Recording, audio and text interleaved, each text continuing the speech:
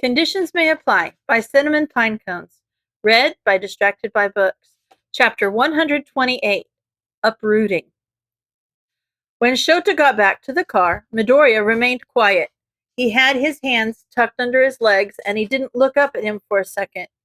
He didn't know where he was going from here. He was going to need directions. So he just sat there and gave the kid a minute. Shota was about to ask if he was all right, but he spoke up before he got the chance.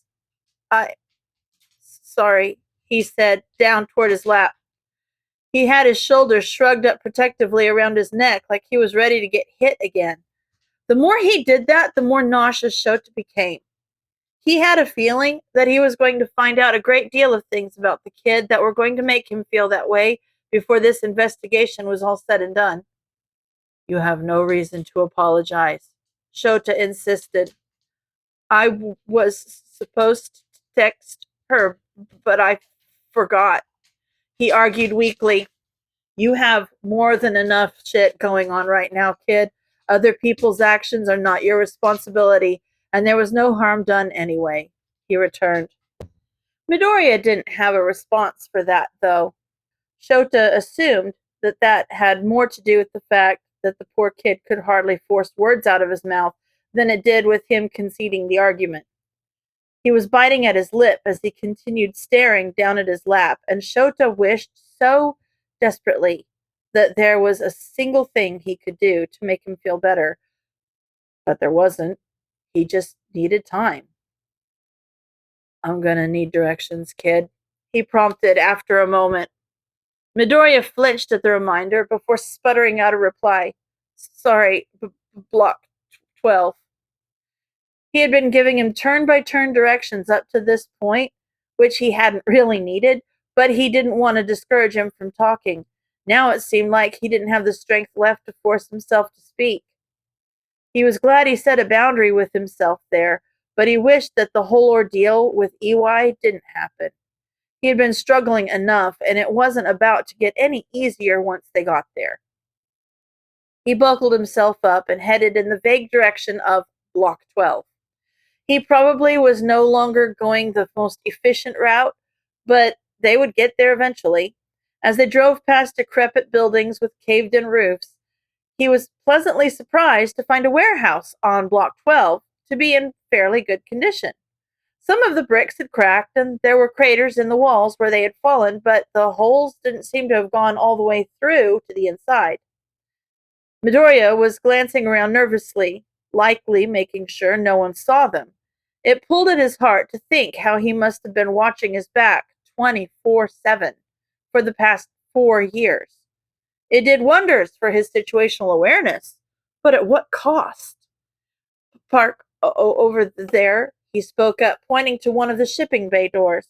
He did as instructed, put the car in park, and pulled the keys out of the ignition. Midoriya didn't move from his hunched-over position, but he could see the way he was shaking. This wasn't going to get any easier. They just needed to get it over with. You ready? He asked, even though he knew the answer. Yeah, Midoriya lied. Shota took a subtle deep breath and got out of the car. He went to the trunk and grabbed the boxes they had brought. By the time he had done that, Midoriya had also exited the car. He followed him over to the garage door that had been propped open by an old truck wheel hub, and Midoriya hesitated at it. He looked at the small opening, then at Shota, and then at the boxes. He wasn't going to fit through that gap, at least not comfortably. That was for sure. Seeing the issue, he put the boxes down and went to try and pull the garage door up, but it only moved about an inch before it got stuck. Is there another way in? He asked as he stood back up. Midoriya looked nervously back and forth between him and the door for a moment before speaking. No, I can probably get. He trailed off with a blush before giving up and reaching down for the door like Shota had, except this time, with the horrible sound of screeching metal and a flash of green sparks, the door slid up and stayed up, likely held by the friction of the rusty tracks. Midoriya stood there, seemingly ready to get scolded for quirk use, but Shota just chuckled. That'll do, he said, picking up the boxes and cautiously walking under the guillotine of a door.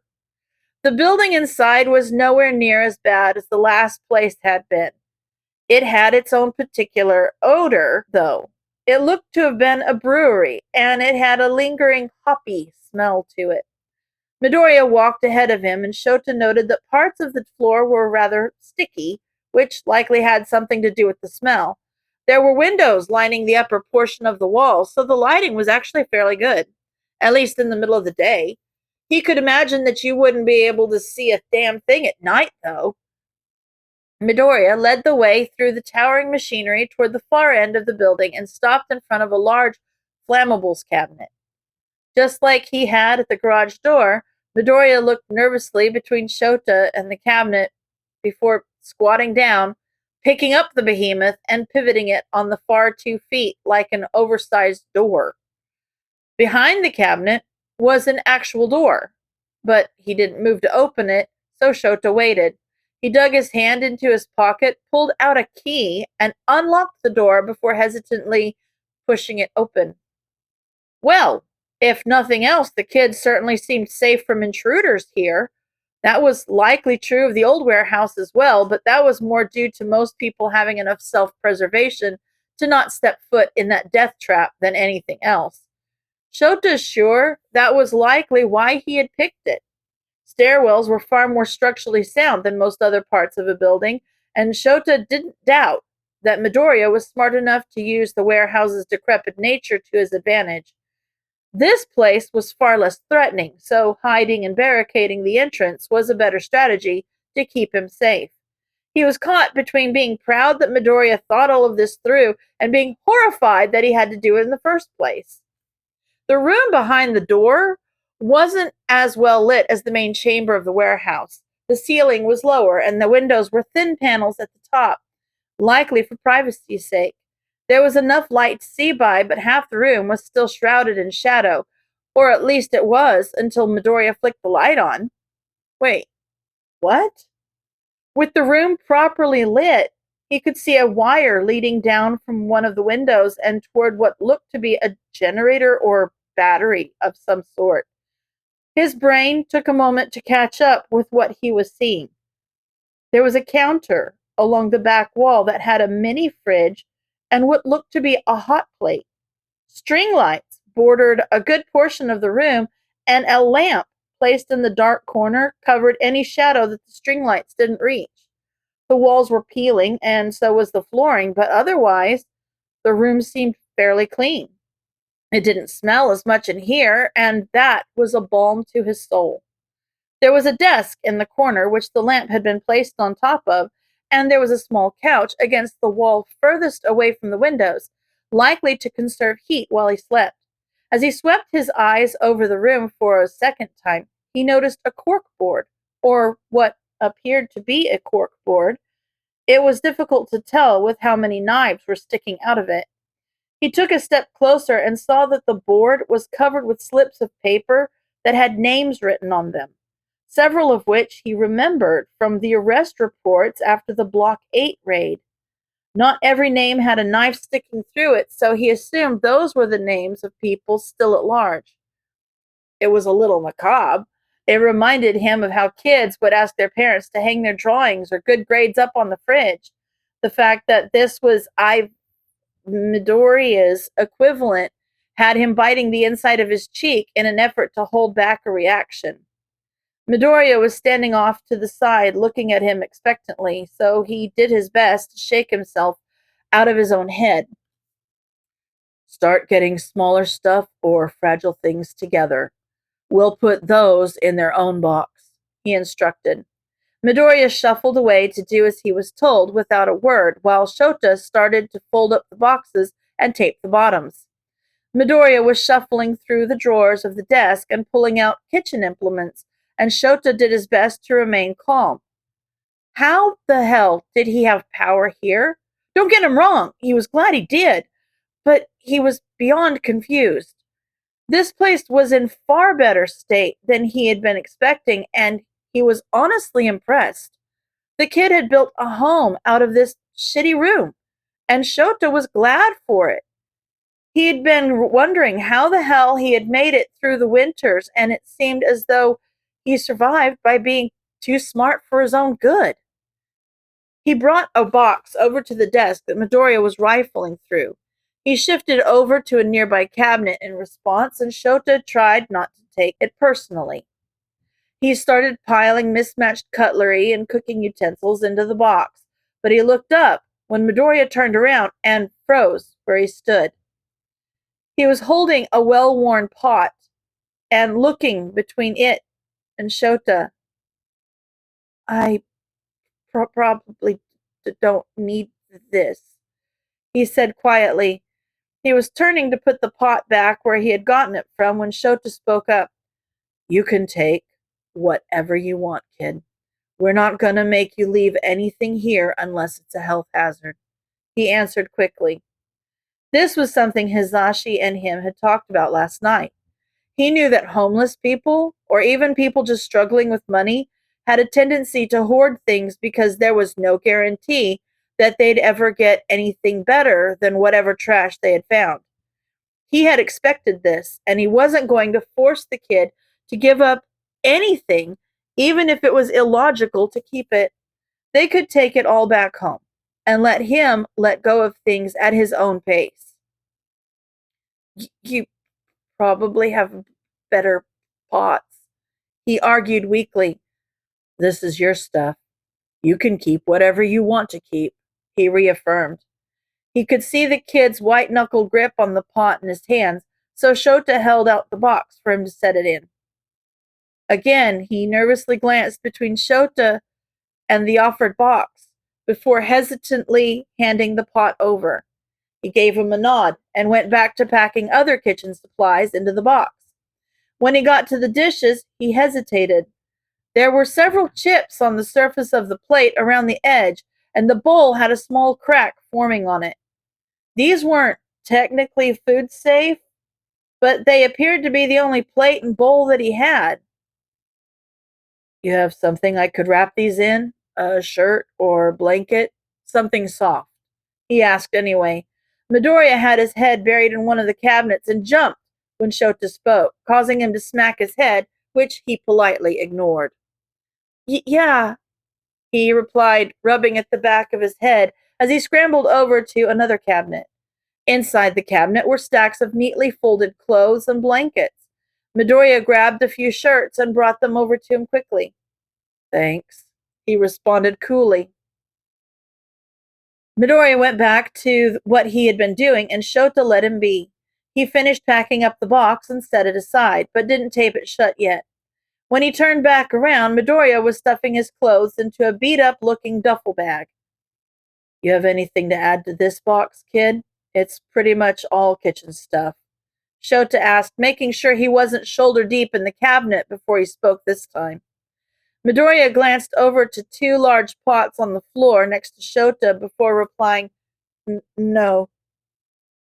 The water looked fairly clean. He probably used it for cooking or washing up. Shota let it be for now. They wouldn't fit in the box anyway. Do you want me to start packing up the rest of the desk? He asked, glancing at the slightly ajar drawer that seemed to hold something he couldn't make out. No, I can do that, he replied quickly. He was glad he asked. The kid looked very uncomfortable as he darted over with another box and quickly stuffed a stack of notebooks face down into it before throwing some textbooks on top of them. Is there anything I can help with? He asked more generally, hoping not to nose his way into anything Midoriya didn't want him to see. He was concerned about the books and why he had seemed so keen on hiding them, but they were just notebooks. He doubted they posed a threat to anyone, and Midoriya had a right to as much privacy as could be responsibly allowed. Midoriya stood there looking around the room with clenched fists, so he gave him a moment to try and come up with an answer. When he saw the kid's chest start to rise and fall a little too rapidly with his breaths, he spoke up again. Why don't I start getting the appliances? We'll leave the lights and fridge for last, but I can get the fan and the hot plate, stuff like that, he offered. He had overwhelmed him with choices and decisions. That was the wrong move. Appliances seemed innocent enough. He had to hope that was a safe option. Uh, okay, Midoriya replied after a moment. Shota nodded and went to reinforce the bottom of one of the boxes with another layer of tape. They wouldn't be able to shut the top, but a few things would fit in there. He gathered up the hot plate and fan, along with the radio and what looked to be a very old space heater. That was probably a fire hazard, but it was spring. He wasn't going to need it anytime soon, and hopefully he'd be comfortable enough to let it go by the time winter rolled around again. The lamp and string lights would fit into the box, but that was an issue for later, so he set it aside for now. When he turned around, Midoriya was wrestling with the zipper on his duffel bag. There was still a pile of folded blankets in the cabinet, so Shota walked over with a new box and dropped them in along with a first aid kit and sewing kit. There was one cabinet that he seemed determined to avoid, but it appeared to be all that was left, aside from the fridge, lights, and generator. After stewing in awkward silence for a moment, Midoriya went over to the cabinet and pulled out a suitcase. He set it at his feet and didn't say anything. Shota looked down at it, then back up to Midoriya's very uncertain expression. He really didn't want to know what was in there, but given Midoriya's reaction, it was most certainly something he shouldn't have. "What's in the suitcase, Midoriya?" he asked reluctantly. Midoriya very pointedly did not look him in the eye as he bent down, unzipped the suitcase, and hesitantly opened it. Shota looked down and tried his very best not to react. He bit down on a smirk that quickly became a smile and turned his head to the side as a chuckle turned into a full-on laugh. He looked back at the kid, who was smiling nervously, and started laughing even harder. The seasoned vigilante was standing in front of him, wringing his hands with a suitcase full of stolen knives at his feet. And Shota was already at a breaking point. Something had to give. There had to be at least 100 knives in there, and that wasn't counting any of the ones that had been on his person 2 nights ago, nor the ones that were currently pinned to the corkboard. Eventually, the kid started laughing too, and that was music to his ears. Once they had both gotten the giggles out of their system, Shota spoke first. "You want to grab the ones on the corkboard and throw them in? We can go through it all later, but that's getting hidden in the back of Zashi's closet until the social worker is gone," he said, his voice still a bit unsteady from laughter. Midoriya looked up at the corkboard, and the smile quickly left his face. Shota wanted to kick himself. He felt like an idiot for so casually suggesting that. Of course, taking those knives out wasn't just taking those knives out. That kid had worked his ass off to get those people behind bars, and that was the physical reminder that he had made a difference. "We can't leave it here, kid. There's no guarantee that this place won't be roped into the investigation," he said gently. "I have some stuff in a closet across the hall. Should fit in the last box," Midoriya replied, ignoring Shota entirely. He let it be for now and followed him out to the hall. The storage closet was mostly empty, save for a few shelves stocked with various hand tools, only some of which Shota could identify. What the hell was this kid not capable of? Well, he could answer that question pretty easily. Asking for help was certainly not one of Midoriya's seemingly endless skills. A lot of these tools were power tools, and they looked older than dirt. They probably weren't safe either, but that was something they could go through at home as well. Maybe he could bring them in to Power Loader and get his opinion. He's not sure how he would phrase that request without prompting an interrogation, but he'd figure that out. One problem at a time. He carried the box back over to the other room and set it by the other three. 4 boxes, a duffel bag, a backpack, and a suitcase full of knives. That was all this kid had to his name. It was so sad that he almost wanted to laugh. "Why don't we start taking these to the car?" he suggested. Midoriya shakily nodded his head and slid a collapsible handcart out from under the couch and started piling the boxes inside. The cart looked like it had seen better days, but the wheels still reluctantly turned when pulled. It only fit 2 boxes, but that was more than could be comfortably carried by hand, so it was helpful. Shota scooped up the duffel bag and led the way back to the car. After another few trips and a brief excursion to the roof to retrieve a solar panel, where the hell did you get that? All that was left was the suitcase and the corkboard. He didn't need to prompt the kid again. He was standing in the middle of the room and staring at it. He knew it needed to be done. Izuku felt like he'd been gutted. Leaving had never been something he'd done of his own volition, and today was no exception. Leaving meant losing.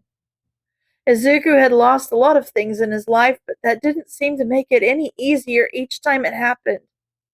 It felt like a part of him planted itself into whatever home was. Every time he left, he did his best to uproot it and bring it with him, but it never released its stubborn hold. It stayed in place until his clumsy hands killed it, and all that was left was a dead husk of what it used to be. He was no stranger to killing off parts of himself. He'd done it enough times to know that they always stuck around to haunt you, but this was too much. Ivy was too much of him. He couldn't kill them. He would hardly have anything left of himself. He had done his best to kill Deku. Ivy was slipping through his fingers, and all that was left was Izuku. He didn't know who Izuku was. He didn't even know if Izuku existed in the first place. He'd only ever let little parts of him out. Izuku was just a sparse, disorganized group of traits at best. He wasn't a real person. He was something different, a scared creature that held up different masks in hopes that he wouldn't scare everyone away from what he really was. Whatever he really was. Maybe he was nothing. Maybe he was something. He didn't know.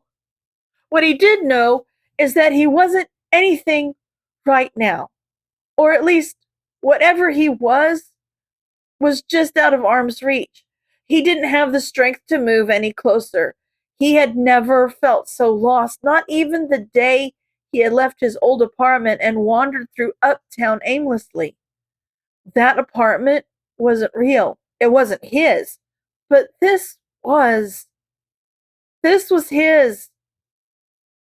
Or at least it used to be. Midoriya had been standing in the middle of the room motionless for nearly 5 minutes now. Shota needed to do something. Slowly and audibly, he walked further into the room from where he'd been standing by the door in a wide semicircle until he was standing in front of the kid. He had been looking at the corkboard, but his eyes didn't move at all when Shota's body blocked his view. He didn't have any sort of expression on his face. He wasn't shaking.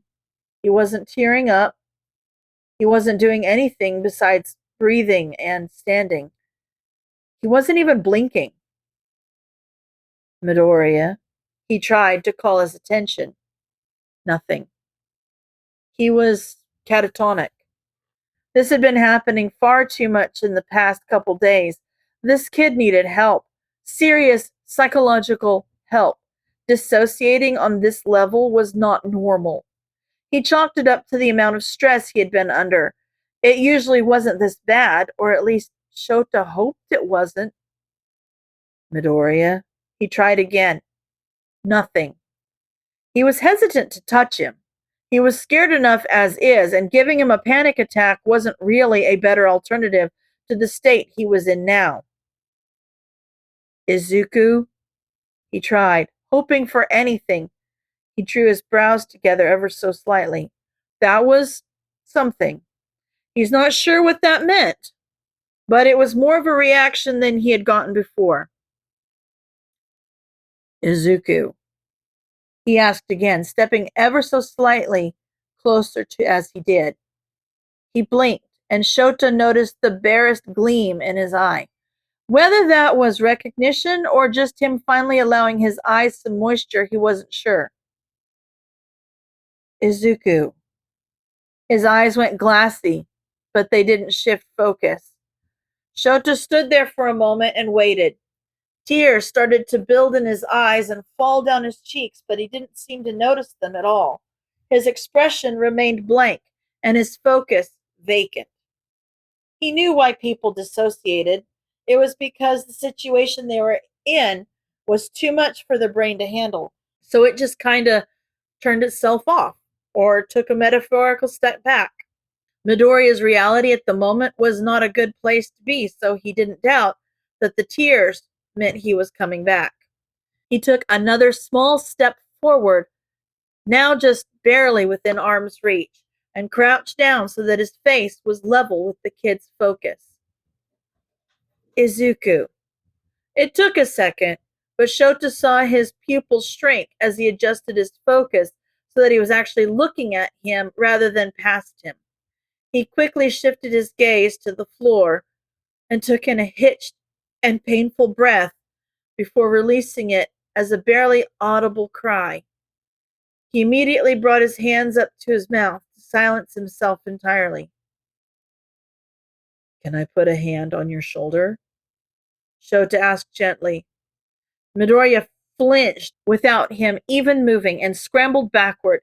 He tripped over his own feet and hit the ground hard. He had landed on his butt, so Shota figured he was fine, at least physically. But he buried his face behind his knees and wrapped his arms around his shins. He was so small, curled in on himself like a frightened child. He was a frightened child.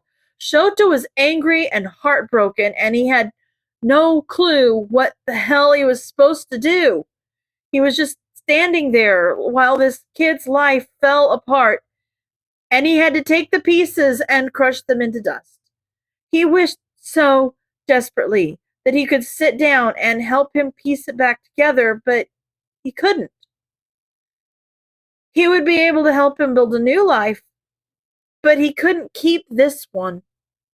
This part of his life was over, and those knives needed to be taken out of that board. It was already past noon by this point, and it was at least a 35-minute drive back home.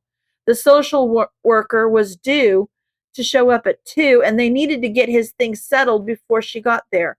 They didn't have time to do this slowly. He quietly took in a deep breath and knelt down in front of Midoriya, well out of arm's reach. "Izuku, can you hear me?" he asked as gently as he could. "That's all that's left. Please, that's all that's left." He heard the kid choke out between silent sobs. He had a feeling that Izuku had meant more than just the fact that that was all that was left to pack. "No, it's not. Ivy isn't gone. Ivy isn't going anywhere. What you've done, all that you've accomplished, isn't going anywhere," he insisted. Izuku let out one audible sob at that before silencing himself again. The sound was nauseating. It was the same awful wail he had heard the night he had found them in that stairwell, when they had assumed no one was around to hear them crying their heart out. He would give anything for him to never cry like that again. But that wasn't going to happen. So instead, he sat there with him and he waited. He gave him as much time as he could, but he wasn't calming down at all. Can you try and breathe for me? He heard his lurching inhales shudder, like he was trying to follow instructions, but he couldn't. He kept trying, and the pained whimper he let out upon failing for the third time was almost as bad as the wrecked sobs. Shota was glad the kid's head was down because he couldn't suppress the wince that took over his features for a moment. His erratic breathing only got worse after that, and the hands that had been fisted in the fabric of his sweatpants moved to his hair. His knuckles were blanched, and he could tell he was gripping at it with enough force to hurt, maybe even enough to displace the roots. Hey, it's all right. Easy on yourself. Relax your hands. He tried to instruct him gently. He didn't want to force his hands away. He had already shown that he was averse to touch right now, and that was going to push him over the edge for sure. But he wasn't listening. His hands stayed fisted in his hair, and his whole body was trembling with how tense he had become. Izuku, you need to let go of your hair. You're hurting yourself. He tried again. Nothing. Shota couldn't just sit there in good faith. He had to do something. He took a deep breath and activated his quirk as a precaution before shuffling forward and gently grabbing one of the kid's hands. The reaction was instantaneous. The poor kid let out a pained yelp and scrambled away from him, but at least he had released his hair. He had pressed himself against the far wall next to the couch and was looking back at Shota with wild eyes for a split second before his expression fell. He looked around the room and let his taut muscles relax, though his shaking didn't stop. When his eyes settled on the corkboard above Shota's head, he paused. He looked at it for a moment before standing up and walking over to it. His eyes were distant again as he walked past where Shota was knelt on the floor, as if he wasn't even there, and started pulling knives out of the board robotically. He dropped them into the suitcase each time his hands became too full to grab another one with no expression on his face. Shota wasn't sure whether this was a better way of dealing with the situation or not, but at least he was dealing with it. He watched as he pulled the last knife out and started peeling the pieces of paper that had been taped to the board off, stacking them neatly in a pile on the counter. Once he was done with that, he turned back to the suitcase and shook it around until he seemed to have found what he was looking for, a lighter. He took the stack of papers and placed them on top of a metal filing cabinet and lit one before throwing it on top of the stack. His expression remained blank as he watched it burn, and Shota was too stunned to say a word. He stayed in place until the flame died down to embers and fizzled out entirely. He watched as Midoriya blew the ashes away and scrubbed at the scorch mark left behind with his elbow. When he was done, he tossed the lighter back into the suitcase, zipped it up, and started walking out of the room without a second glance. He was dissociating again, but this time it seemed to be on purpose. That was certainly a way of dealing with things. Shota gave the room one last look over, and upon seeing nothing of note, he got up and followed the kid out the door. Midoriya was already down the hall and into the main chamber of the building, so Shota shut the door behind himself. He looked at the flammables cabinet briefly before deciding that there was no way he was going to be able to move that back into place on his own, and he sure as hell wasn't going to make Midoriya come back and do it. It felt like putting it back was the respectful thing to do, a thank you to the place, and what it had been for Midoriya. It would have been healthy, a literal closure, but the kid didn't seem interested in the slightest. So, with a sigh, Shota followed him back to the car. When he got outside, Midoriya had just finished tossing the suitcase in the back seat. He didn't look at Shota. He didn't look back to the building that had been his home for heaven knows how long. And Shota just let him. He got into the driver's seat and glanced over at the kid who seemed determined to keep his focus trained forward, and he fought back a sigh before starting the car and driving away. End of chapter.